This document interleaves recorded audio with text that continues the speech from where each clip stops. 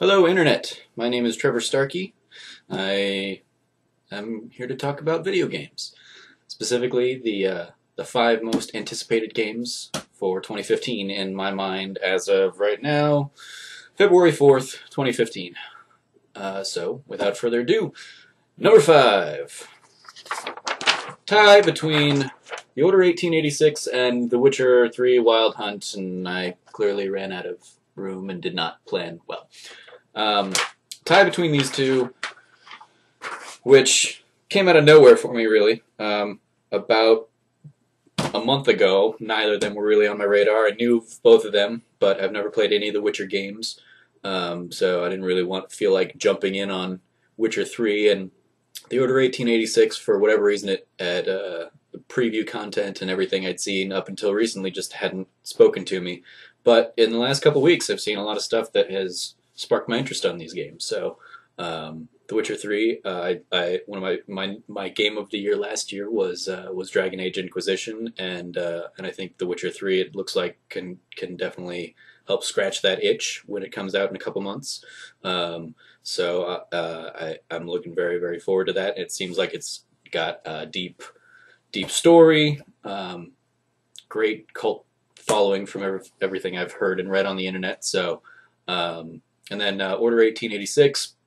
I even had the opportunity to play over at the PlayStation Experience in December, but like I said, nothing had really spoken to me for the game, so I kind of skipped it and passed on getting. I guess it was a half-hour hands-on with the game, but everything I've seen in the last couple weeks has definitely piqued my interest in terms of it seems like it's going to be a very story-driven kind of experience, and I think that'll help tide me over until another one of my games later on the list, Uncharted 4, pops up. So I don't know. I haven't pulled the trigger to pre-order either of these games, and I don't know that I will. But assuming they review well and I hear good things, not even review well.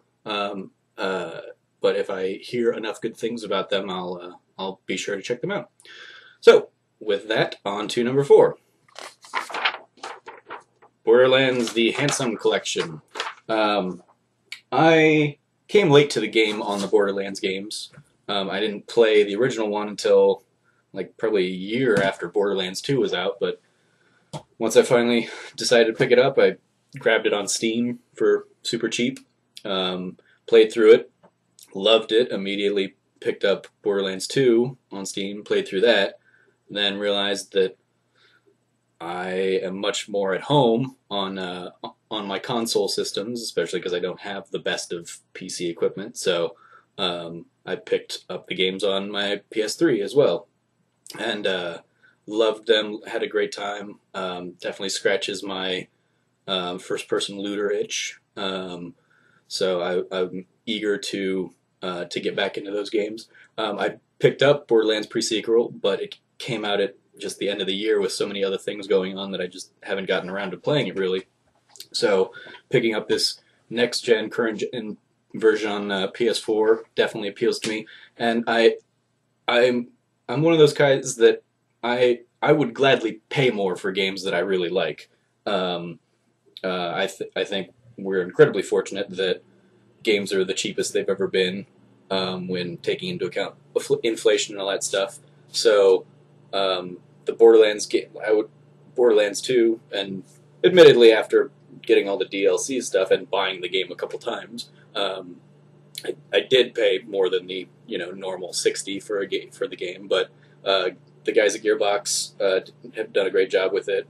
The little bit I have played of pre-sequel, 2K Australia did a great job kind of keeping the spirit of the game, so I look forward to giving them more of my money and picking it up when it comes to the new generation.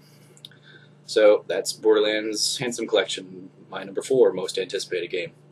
Number 3, Batman Arkham Knight.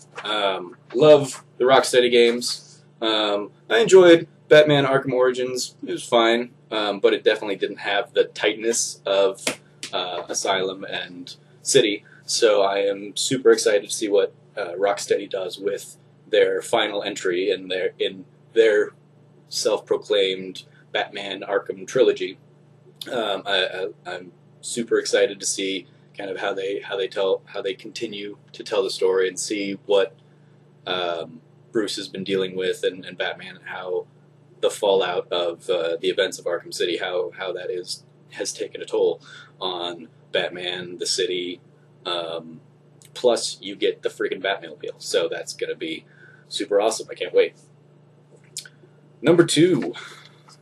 Oh, I will say I'm in the same camp as some other people that I know, that it did annoy me when they announced the game like March or whatever of last year and said it's coming this summer, and then immediately switched it and said, oh, hey, no, it's not. It's not going to be out for any time soon. So that was annoying. That was a stupid little, like, I don't know why they did that to gain hype, but it was clearly never going to come out back when they originally said it was going to come out. So come June, I'm still going to be buying the game, and I can't wait to play it. But it was an annoying little marketing thing. Shame on you, WB Games and Rocksteady. You know better. Anyway, number 2, Shovel Knight on the PlayStation systems. I picked it up on 3DS and had a good time playing it on 3DS, except for the fact that I hate the 3DS as a precision system. I can't stand the controls of the system.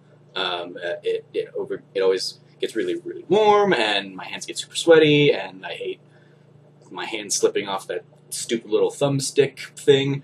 The system is great for games like Link Between Worlds or Fire Emblem, but for precision games that I hated Smash Brothers on the system because it just did not work for me. And Shovel Knight was the same kind of thing. You need to be so precise with the platforming elements of that game that I ended up putting it down after beating a few of the nights because I just couldn't stand it. So when they announced at PlayStation Experience that it was going to be coming to PlayStation, I immediately said that's going to live on my Vita for a long time.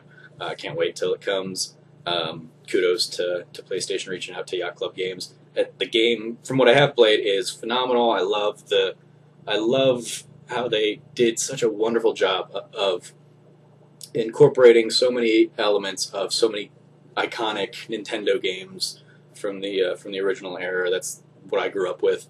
So getting to play a game that had such reverence for all those games that came before it, but didn't try and copy them as a lot of the pixel art indie games that we see these days are.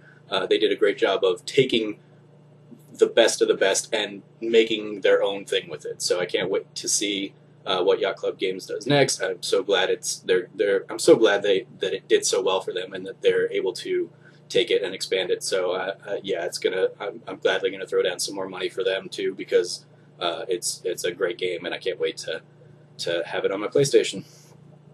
And my number 1 most anticipated game of 2015, assuming it makes it in 2015, really hoping it does, Uncharted.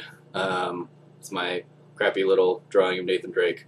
I shouldn't draw people. I should have stuck to logo. Well, I couldn't draw the logos either because I do horrible spacing.